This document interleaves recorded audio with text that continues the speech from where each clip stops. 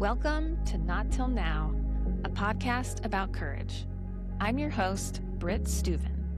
Season 1 features conversations with performers and collaborators from the debut live show on January 28th, a night where firsts took the stage.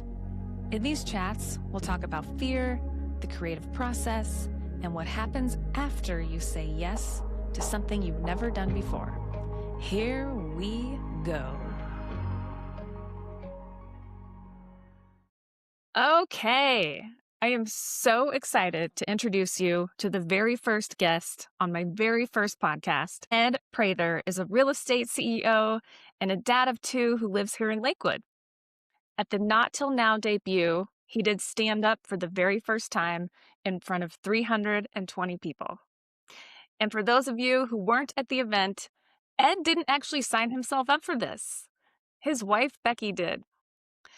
When we were standing on the playground after school one day, because our sons are friends, I told her I was looking for someone who had never done stand-up before, and she was like, oh my goodness, Ed has always wanted to do that.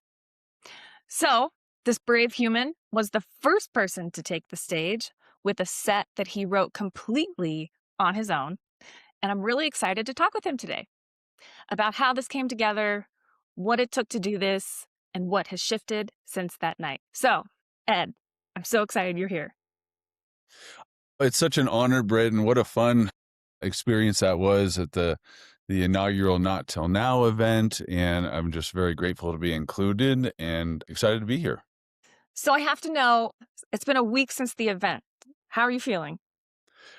You know, it feels great. I mean, that event was such a supportive crowd and atmosphere that I've had a lot of people reach out and congratulate me, and a lot of people were able to come. So it's felt really good. It's still a little bit surreal. I never saw myself actually being on stage for stand-up comedy, but I'm really proud of myself for doing it in that same vein. And you should be proud. You did amazing. I mean, I'm glad to have it behind me.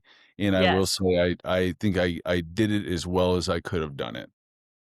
Yeah, I mean, my old boss, he messaged me and was like, Ed could be on Last Comic Standing. It was really that good. And I Well, that agree. just Just makes like, my day. so I have to know, so how long has this been living in you? Like, where did this start?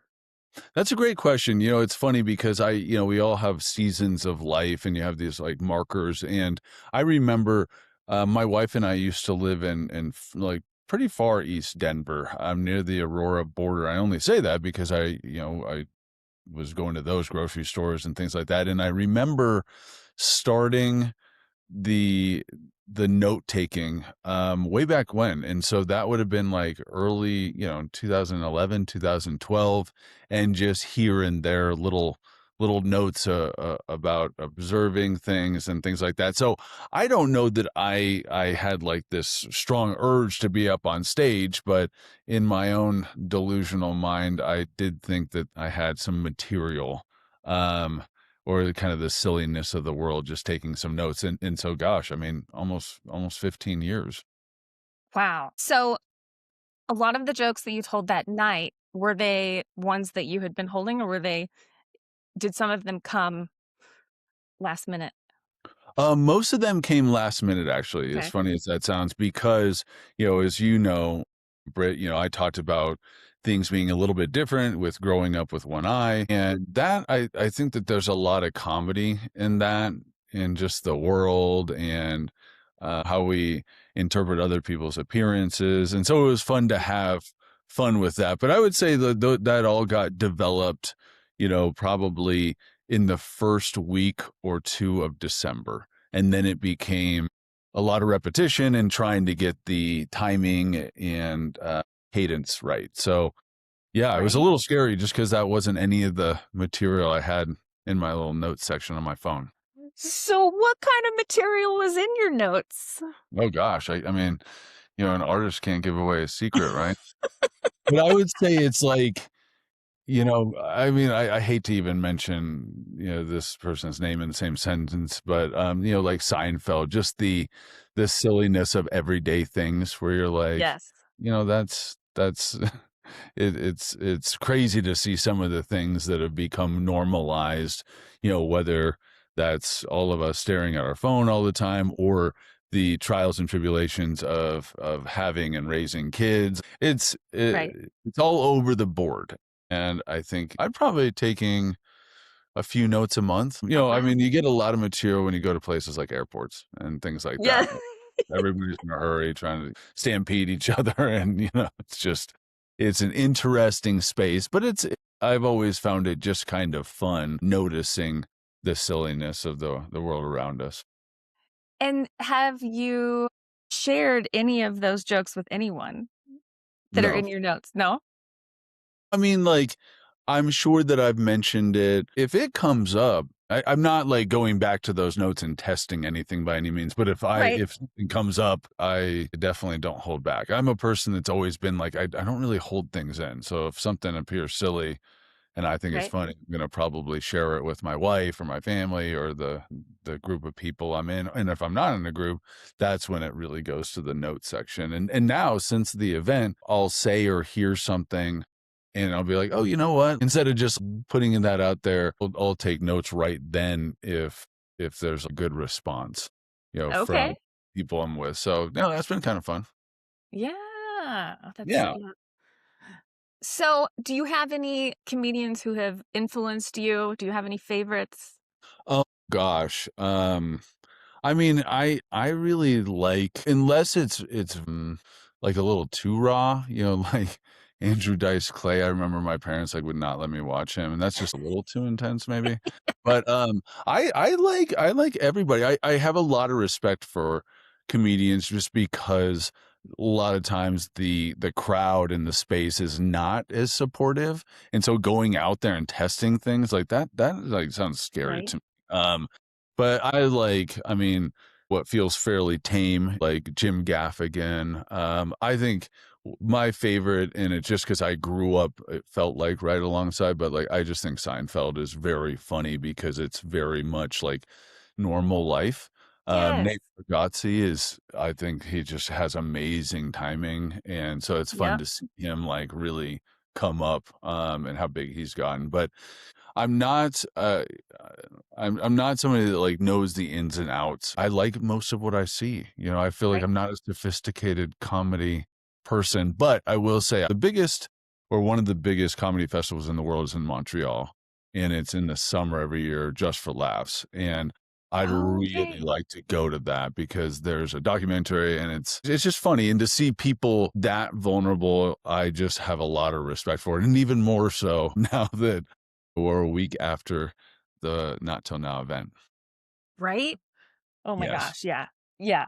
Because as you know, I took a stand-up comedy class and I have mad respect for anyone who does that and just the Right. grind that it is, right? Just before one show, like, Zoe Rogers was having us do open mics to get ready for it Wow. and just that alone was a lot and like remembering everything and memorizing and It's wow. tricky, and I think what we all know, and it would be the same as public speaking, but it's not just the words, and especially in comedy, the intonation and the cadence and timing, I think, is really important. And so Yeah. if you lose, and what I was worried about at the show, or just the first time, was losing a conduit that would create a segue between jokes, and if you lose that and then all of a sudden, or you think you're going to get a laugh at one part and you don't, it's stressful. And that's why it was so nice to start out with such a supportive group. And I mean, you felt it. I mean, everybody was just so like very happy for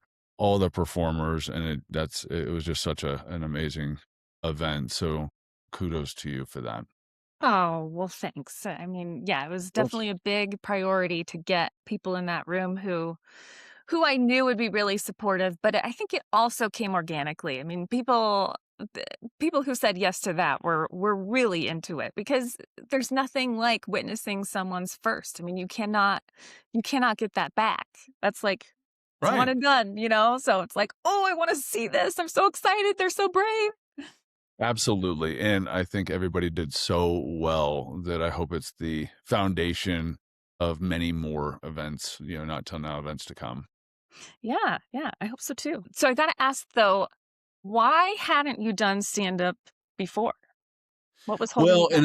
as we kinda joked in part of my introduction, my wife volunteered me. I have never, like, really been like, "I'm gonna do stand-up." I mean, I think I'm funny from time to time, but I Mhm. will say what is interesting to me, and I run a real estate team, and what we talk about a lot is some amazing things can happen in discomfort.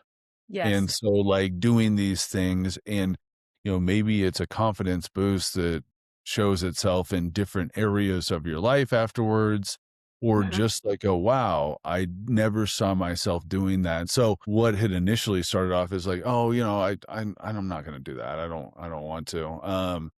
Became like, "Well, what would have to be true to do it and do it at a high level and enjoy it?"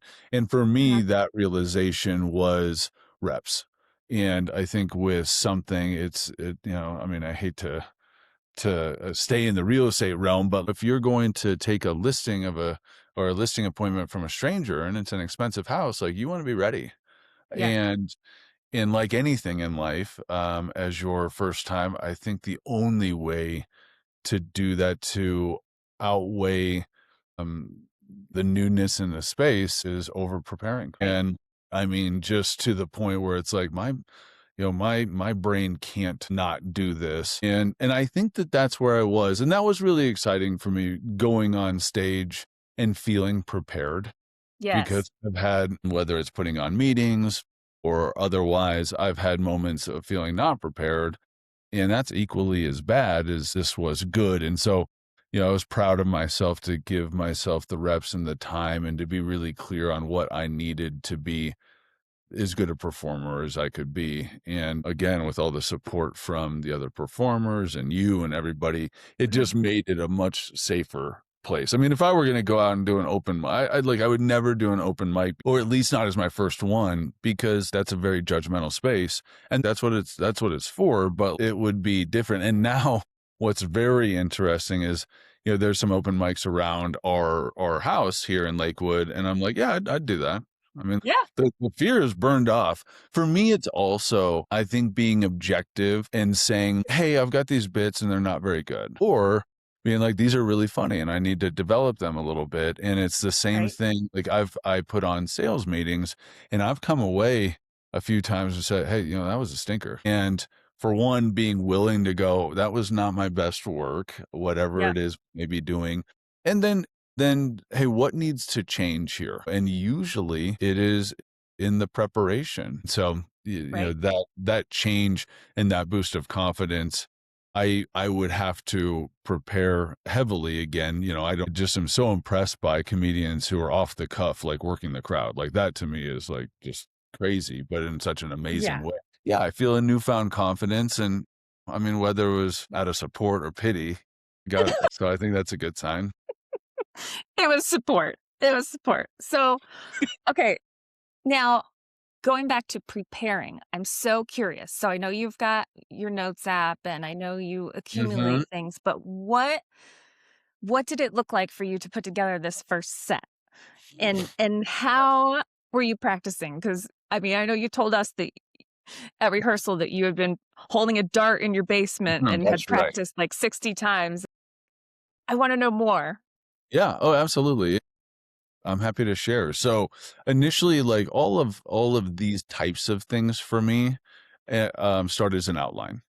And Okay. then what I did, so that was a Google, doc that I could access on my phone and sort of like, it wasn't the notes app because I wanted the actual language and to start playing around with what if you're going to be saying, things in threes, for example, that works really well with public speaking, like you don't want to have, unless you're going for alliteration, you don't want to have like the same word popping up again unless it's very intentional, Right. or being, stumbling on again any kind of connector or segue or something that could, is easy to sort of mumble. And, Mhm. and I probably am overthinking it, but to that point, I created an outline. I kind of filled it in, and then I realized all this is an intro and 3 bits, like 3 separate little jokes. And so then I mean, like it was probably a page and a half, and I think it was about 8 minutes long, but I had the actual language in there.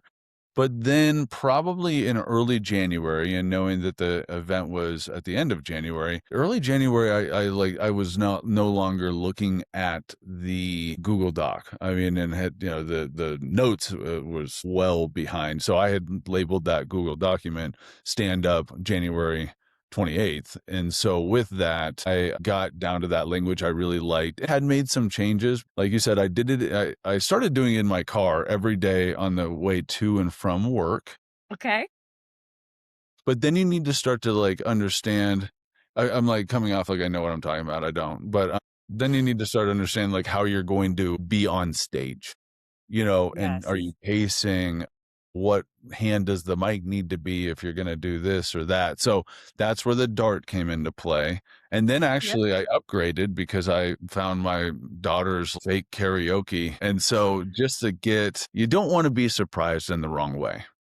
And Right. so understanding for me, the feedback that I got that was crucial from putting on the bit in front of the performers the week before was like you need to hold the mic close because you don't want to Right. have this like in and out kind of sound. So, a lot of preparation. And when you get it memorized, I was able to start really working on the timing of things and sort of like the physical piece of that.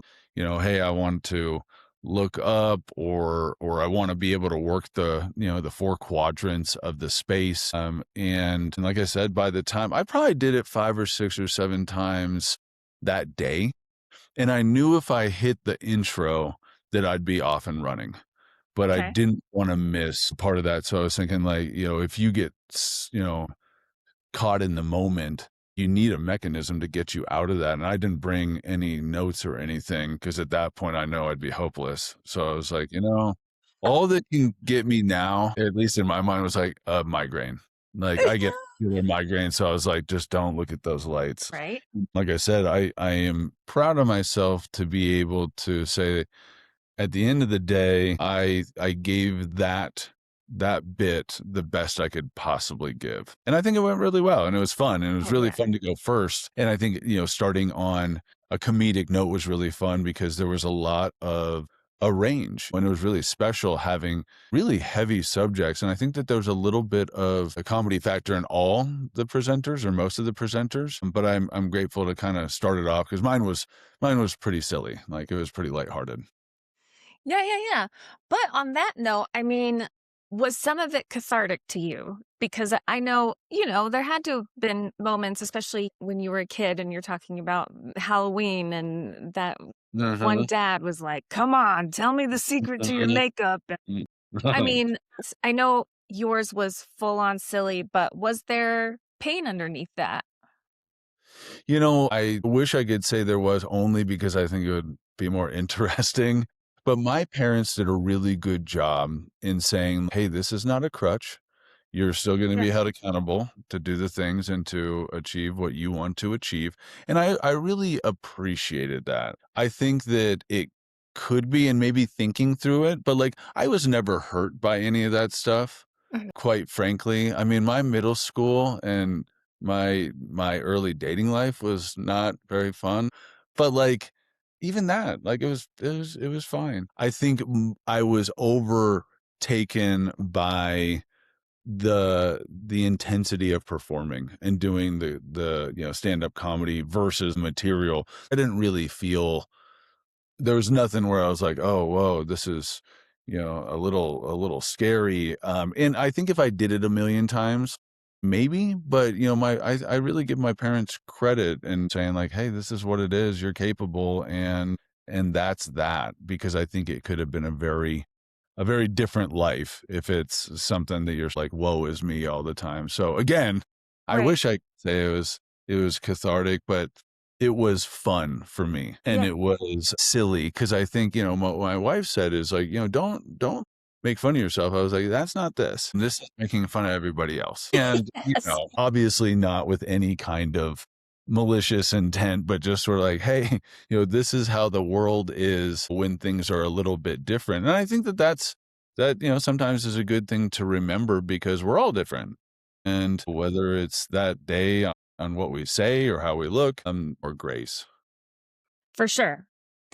That's totally true, and that's so fascinating about your parents. It is so foundational and so important to have those parents that love you and support you and plant those really loving messages in your heart, you know?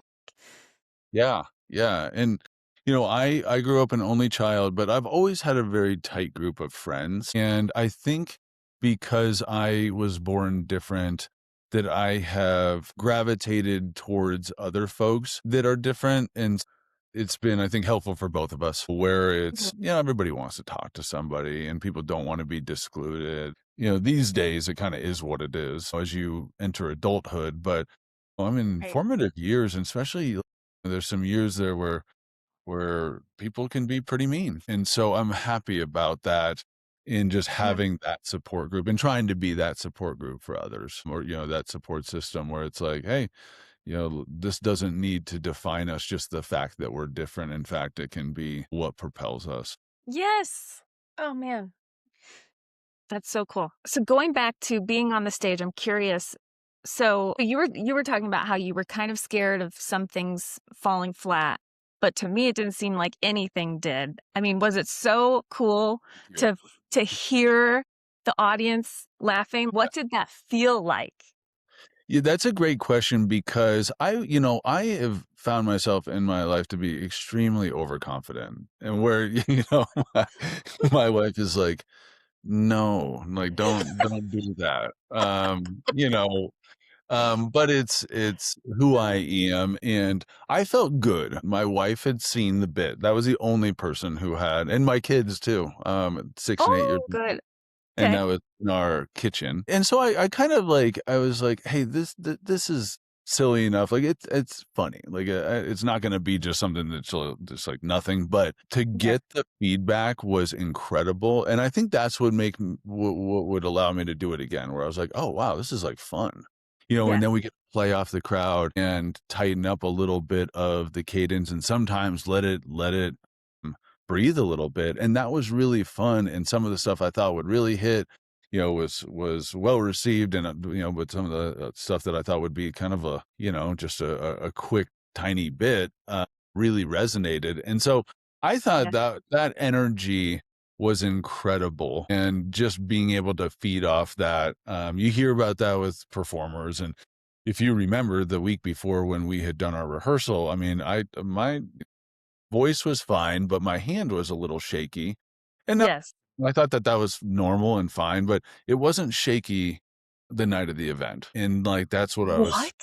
It so proud of. wasn't? It's like, "Hey, you're ready, go do this," and I kept telling myself, "Look, give it everything you got, and just bring it, and just bring the house down," and so that's what I tried to do. Oh my gosh, I cannot believe your hand wasn't shaking. I mean, my hands are No. sweating just thinking about this whole event again.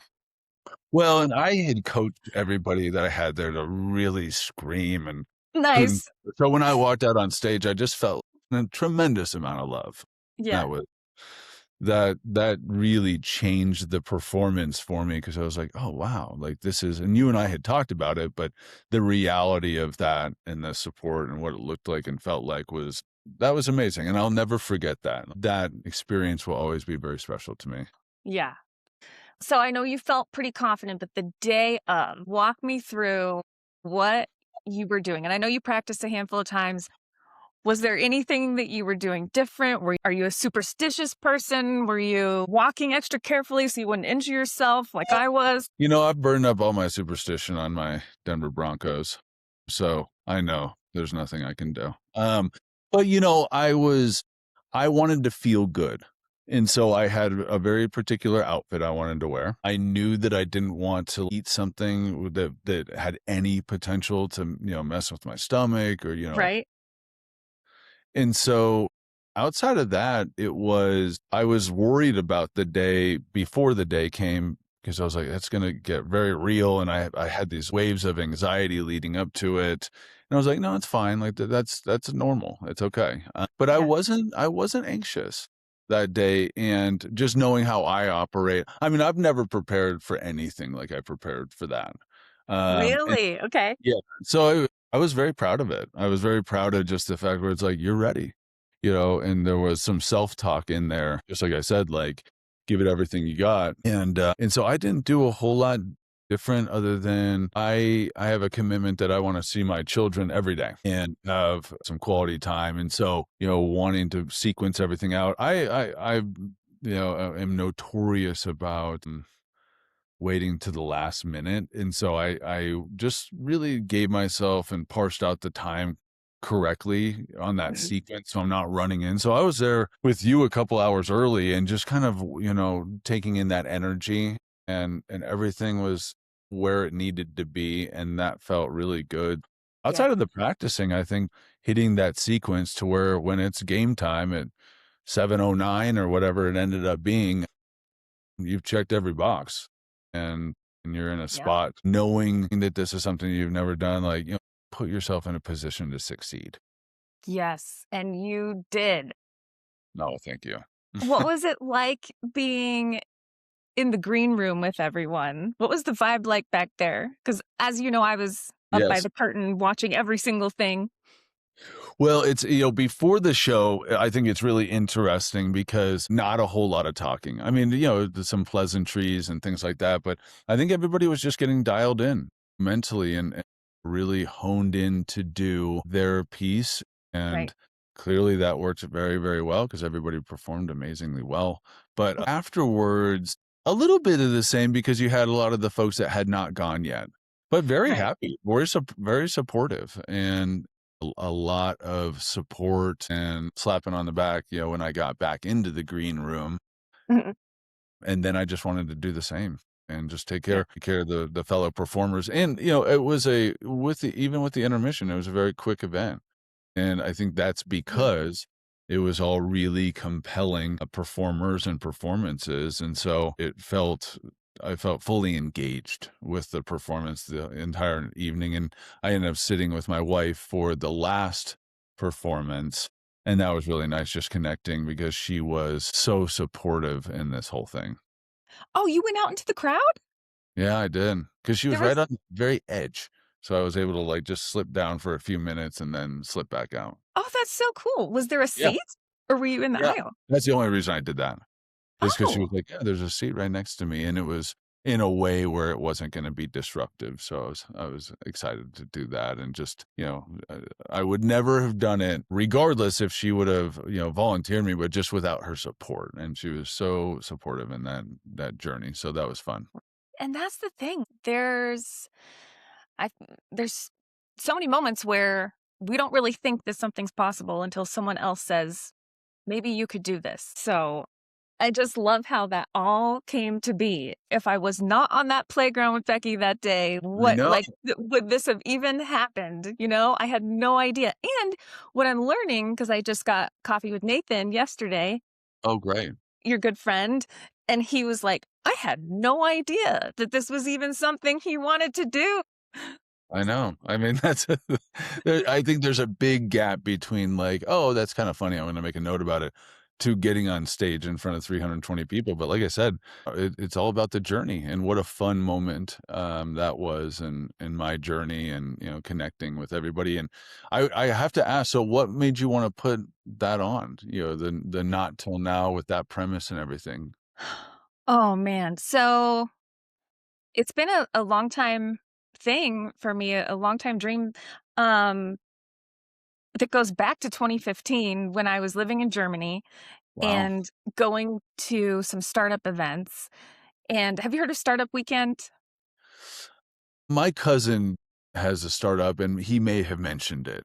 Basically, people pitch business ideas and then the attendees vote on the ones that they wanna work on over the weekend, and then at the end, everyone pitches, and my idea was actually chosen, something that I chose at the last minute to Wow. pitch. It's a whole long story, but and it was just for fun, it wasn't anything that I ended up pursuing, but something from that event, I always thought to myself, it would be so cool to watch a bunch of adults do the things that they've always wanted to do. Seeing these people's Right. ideas come to life on a stage at the end of this weekend, I just got to thinking about what about people's creative dreams and the things that they might not even be that good at, or things that aren't even a career goal, but something that just calls to them and sounds really fun. Like, how cool would that be to watch basically an adult talent show?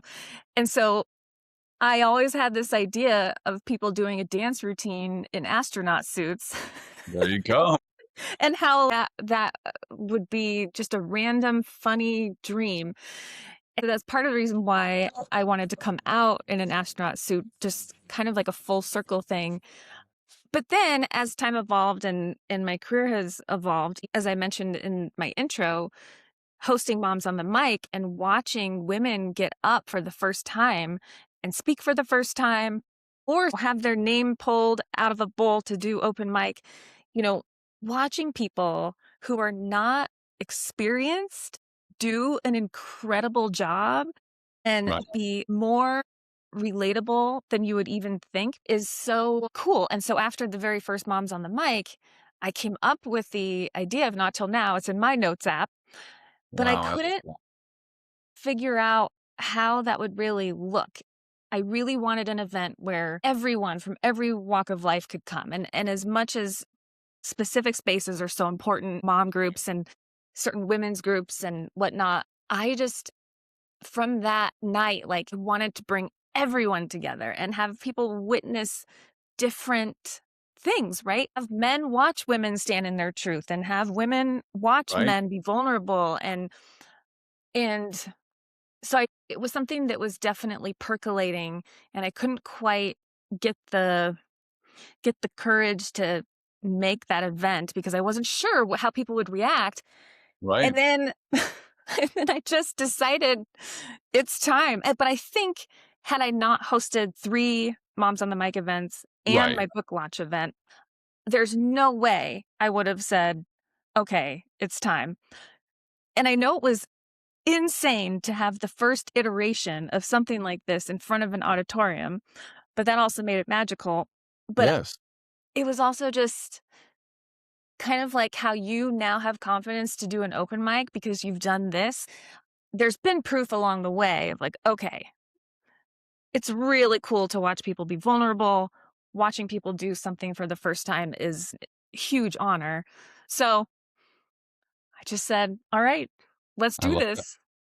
Well, you clearly have a knack because you filled it up. And I mean, everybody I've spoken to really enjoyed the event from start to finish. So I think it was a raging success. Yeah, and it just goes to show that people really it's I think maybe they're craving that, and there's and I know that there was, a mix of experienced speakers and new speakers but to see people be vulnerable and do something that scares them and take a risk in real time just does something to you, Yes. Like, I mean, I don't think I would be doing this podcast right now had I not experienced that whole event with all of you. Now I feel, okay, like, wow, I didn't think I could do that, but I tried it and I did it and I didn't die and it worked. And That's now right. I want to even do more things. So, Well, it was amazing, and I know myself and everyone else is excited to see what else you put on, and we'll be there to support you. oh, well, that's good to hear. So I'm curious, did you sleep the night of the show? The night of the well, it's funny because a friend of mine changed his flight and came in for the show, and I'm a early to bed, early rise type of guy, but that evening, it just so had it that, we went to Old Chicago, to get a snack afterwards, and so I was pretty energized and just like very excited to spend time with, him and another friend of mine who I hadn't seen for a bit. So it took a while to get to sleep, and Yes. Yeah. No, I could barely sleep. It was just yes, so much, so much. Okay, so what else has shifted for you since the show? Because I know you have some other big dreams that you're working on. Do you feel more yeah, confident about them? I do. If I can be honest, there's a lot of administration in my world, and I think that that's the case with most business owners. But if you know the term flow. Like when you get into flow, like you can just go for hours. And I think for a lot of business owners, that's kind of the building piece of it, where it's looking at the bigger vision. And I have not been in that state for a couple of years, realistically. And so Mhm. this week, I've been there, and I've been very excited about building and creating some clarity. Part of being alive is trying to figure out how to use resources and get the greatest gain. And when I say gain, it would depend on what's important to you, but um, taking care of your family, taking care of your friends, maintaining friendships, being the best person you can be. And I'm really focused on that, and just the journey, and how can we live a really abundant life. And when you're excited about, getting up and doing the things you need to do, and sometimes that's, and paying bills or whatever else it might be, but knowing that this world and this life and this future is exciting. I think that's what makes it exciting, is the emotion and the energy that we bring to it. So I felt a lot more energy, and that's been really fun, because I think that that is something that spreads through the office and spreads at home, and around with the people that we spend our time with. And so I love other people's energy, and especially when they've come off of something really special or kind of feeling it. And I hope that that's kind of what I've given back over this last week, because I've certainly felt that energy and that excitement more than I have in the past. And so I have to think that there's some correlation there, which has been fun. Yeah. No, feel that because a few people have been like, when are you gonna crash? You need to rest. I'm just excited, like I don't feel like I Yeah. need to rest. I mean, I took one little nap and had some downtime over the weekend, but I'm Yeah. feeling inspired. So I feel that. I Well, really and feel. and I'm not surprised at all. I mean, like with everything that you put in and into the show and how well it went. And that it's funny because I think it's tough for us not to see other people, and we live our lives in a way that works for us. And we say, "Oh, you should do that, or Mhm. you should chill out." But the reality is, it's like, no, you can chill out. Like I'm not here to chill out. And I say that because I think you and I are very similar. And there's downtime, and I love cuddle puddles that we have with the kiddos and watch our movies and stuff. But I wanted to make it the most exciting and memorable, and in a perfect world, have a help nudge the world in the right direction. And that's not by, sitting around and chilling out. Certain moments when it's time to go hard, I think we need to give it our best, and we're role models to the people around us and our kids and everything else. And, Mhm. we be good role models. So I think the energy is very real. I can see it in you. And, it's a fun byproduct to come away with, of course, and certainly now that it's been more than a week, it's certainly lasted. Yeah. Yeah, no, it's pretty cool. So you were mentioning that you want to do a TEDx talk this year Yes. and you want to write a book at some point. Yes. Yes. Yes. And I think that the book would be next year.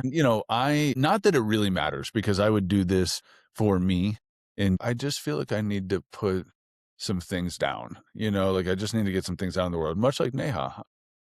Right? And at the same time, I have a high standard for myself, and sometimes I hit that. With this, I would want to hit it. So I'm trying to figure out, what I'd want to say. And I've got some different ideas for the TEDx and for the book, but I do think that this year that will be one of my main goals with the TEDx talk. And I gave most of my free time there at the end to Not Till Now. And so now I need to figure out what that looks like. And there are 4 events in Colorado, and I think that that would be a really fun thing. And I think what's important is, at least for me, is I don't want it for any other reason, but just because I think it's great. This isn't a professional thing, and not that it couldn't be, but these, like you and I talked about, these year defining things, like a book would be, like maybe running a marathon would be, although I'm not at all committing to that. That's not. No, me either. But, I just think, much like the performance, a TEDx talk, would be really fun, and I really watch this closely, whether it's in my industry or otherwise, but how do people behave in an adaptive state? And the way I look at an adaptive state is like, how are you when you get your back pushed, when you're up against the wall? Are you mean? Are you rude? Do you shrink down and hide? And none of those are necessarily inherently bad, because when people get put into a really difficult position, part of that is the fight or flight thing, and people can get a little bit nasty. But the people that have been my mentor and that I really look up to deal with adversity extremely well. And I just really appreciate that. And that can be socially, it could be professionally, personally, but this world is hard, and it's Yeah. easy to say no to, whether it be a Not Till Now type event, whether it be to pushing your comfort zone in this way and that. But I think as you and I, and you on many occasions over the last few years have realized, some pretty special stuff happens, and the world and the people around us deserve grace. And so, let's relax a little bit, and we're polarized right now. There's a lot of different views, and people Right. can believe what they want. And what I would say is a lot of the good people believe a lot of different things. And with that, it's been really wonderful having connections and different perspectives. And the TEDx process is such where I think there's about 1,000 entries, and they would choose 6 to 8. And so I Right. need something super compelling. But what I think about is, geez, we're all facing this life together, and it's hard. And especially if you want a big life, it is really hard. I believe that it's supposed to be that way. I don't want to sit on the couch and get super strong by not going to the gym. I want to earn Yeah. it. And so anyway, just the fact that we have so many similarities, each other, and wanting the most out of life is very compelling to me. Right. And I mean, even just the process of applying for a TEDx talk and putting Yeah. together what you would want to talk about. I mean, something may come from that. You Oh, just totally never right. know. So that brings me to a question of what kind of encouragement would you give to someone who is in that no place and they don't feel Yeah. like they're worthy, or they can't find the next step forward, or they have a dream and they're like, I don't know what to do. Like, seems like it seems like you have a wealth of knowledge on what could help.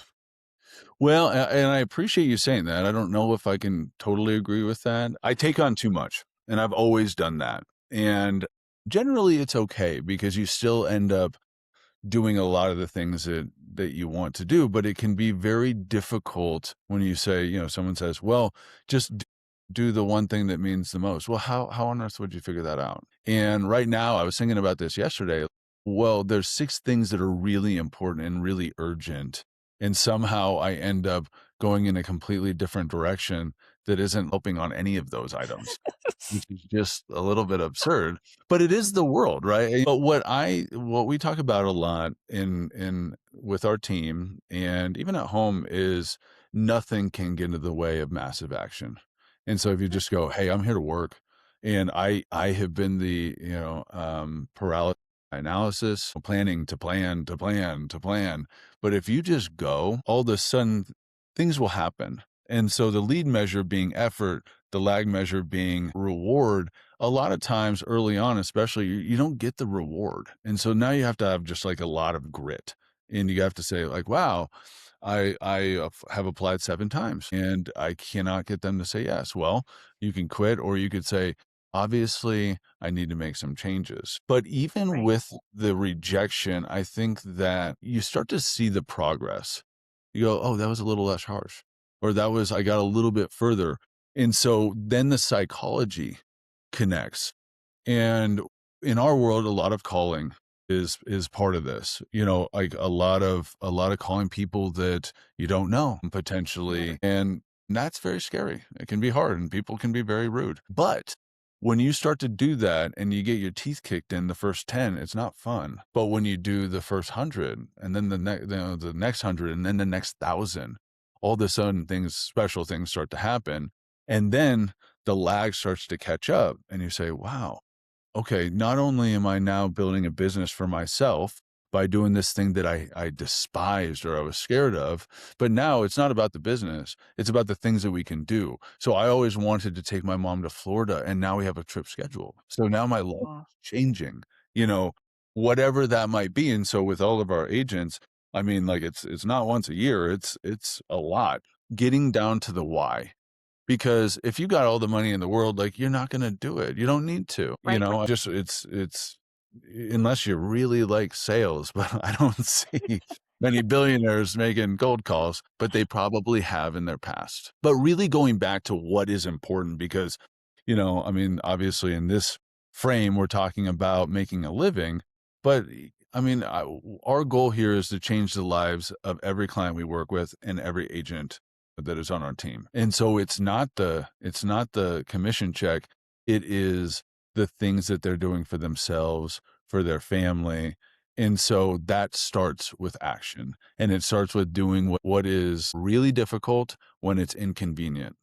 And we have a culture built around that, or at least, we've worked very hard where it's like, you're not done. This is, you asked me to hold you accountable to your goal, and you've got 23 calls, and it's 4:18 on a Friday, and you still have 23 calls. So let's get it. Yeah. Let's go after it. Yeah. If you take action and then add some awareness, you can't be stopped, because if the action is the hammer that you're hitting the nail, and you may miss it for a while, but that's where that awareness comes in. We go, hey, you know what? I tried this new thing, and the inflection or the cadence of my, call it a pitch or whatever you want to call it, it was received different. And now all of a sudden, instead of having 75 contacts per closing, I have 16, and Right. Right. usually what that is you're providing more value. But in the beginning, you may not know how to do that. And so the effort to put in what is important, and whatever it might be, whether it's repetitions on a performance or calls made or whatever it might be, you can't be denied. It's just, it's not a fun thing. And so to think it's fun, what's fun is what happens from it. And so we try to connect those dots as soon as we can. Right. Yeah. No, I mean, the why is so important. I mean, it's like, I was just at CrossFit last night and I'm like, whoa, my gosh, I don't want to do another burpee. This is True. terrible. Please, no. And then you wake up the next day and you're like, okay, I feel good. I feel stronger. I know Yes. why I'm doing this. And sometimes it's just a matter of trying something. And I forget who it was. Gosh, what's his name? Mark something. He wrote the book, Right. The Subtle Art of Not Giving a Fuck. Mark Manson. Yeah, there we go. There was something about how he always wanted to be a rock star. Okay. And then he finally, learned how to play the guitar or was starting to. And he's like, man, I don't want to go through the grind of this. I don't care that much for this. But what he really wanted was to be connecting with an audience. And then he eventually got into writing. And it's like, Yeah. it wasn't the what, it was the why. Well, exactly. And I think that it's okay if we don't know exactly where we want to be or where we want to end up, because again, it's the journey, but we have to like walk in a direction. And I think that there's a lot of anxiety out there. And I mean, shoot, myself included, and especially when things are different or difficult. And it goes Yeah, back to that, what happens when you're in an adapted state? And right. like a lot of people, it gets pretty nasty. And you don't want that because it's always going to be tough if you're wanting to live a big life. And I mean, I told you the other day, I'm someone like I want the cake, I want to eat it, which means, I want a really healthy, good business that has incredible impact. I also want all the time in the world with my kids. I also want a million friends. I want to travel all the time. And it's hard to make that all work. And so I would say, for one, getting real clear on like what is it? Like what is your cake? And let's be real clear, like at the end of the day we have finite resources, but I think we want to make sure to know what's important to us and move in that direction, and it can shift, and that's okay. And that's what we need to know. Exactly. And Yeah. as long but yeah, like you said, as long as there's movement and you just keep moving and I remember the morning of the show, I told Jiwoo, I was like, Gee, I'm really nervous. I'm putting on a show tonight. And he's like, why are you nervous? I'm like, well, I don't know. I might forget something. I might fall down. I don't know. People might not laugh. He goes, well, if you fall down, Mom, you just get right back up. I'm like, oh, Love it. you're right. This is so Well, true. we were like taught that through motivational speeches, but that just is such proof that it's a fundamental solution where it's like, well, I don't understand why you wouldn't get back up. And yet it can be very hard in the moment. But like, there's many times and right there, like kids know best, what's simple is, Yeah, I'm glad that you didn't fall over, but I know you would have gotten right back up. exactly. Yeah. It's always a fear of mine. I'm very clumsy. I'm very injury prone. So I'm always worried. You and me both. It was where I was going to walk off this stage. So I had a backup joke ready for that just in case. Good. There you go. That's right. So I cannot believe it's already been an hour. I know. Holy cow. It didn't feel like that. So I have one last question. I want to know, what did this experience teach you about courage that you didn't know before? With courage, with public speaking, with XYZ, that we can come up with a narrative and go, I'm just not good at that. That is not true. And to be able to develop skills is such a powerful thing because then whatever it is in your life, you can say, not yet, but just wait. And I just find that so, so amazingly powerful because even with my jokes, if you would have asked me 3 months ago, oh, are you going to do stand up? I'd say, probably not. And so sometimes you need to, be in these situations where there's no other choice. And so for courage specifically, what I did and what my personal journey was is, hey, I know that this is going to be tough. I know that I want to do it at the highest level. And so to do that without what I believe is a natural comedic presence, because I haven't done it, was, hey, let's give this the intention and the time it deserves. And that just made all the difference. And like that courage started rising and rising and rising. By the night of the show, it was like, it's there. And I'm so glad we did that rehearsal. Like that really, because that was scary, but that also was sort of like that ceiling you break through where you're like, okay, it's out in the world now. Yes. So yeah, I think that let's not sell ourselves short saying I don't have the courage to do that, or I'm never going to be this or that, because you can be whatever you want, as long as you have the right people and the right mindset. Exactly. Exactly. It's as easy as that. That's that's right. I'm so happy to be on with you. Thank you again for the opportunity, and it's been really fun. Yeah, thank you so much. Yes, for being the first performer and now my first guest. We're just doing all kinds of firsts. I'm so honored and can't wait to share this with everyone. So, That's all wonderful. right. Thank you, Fred. Thanks.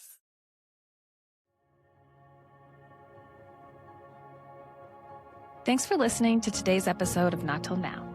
I hope this conversation stirred something in you.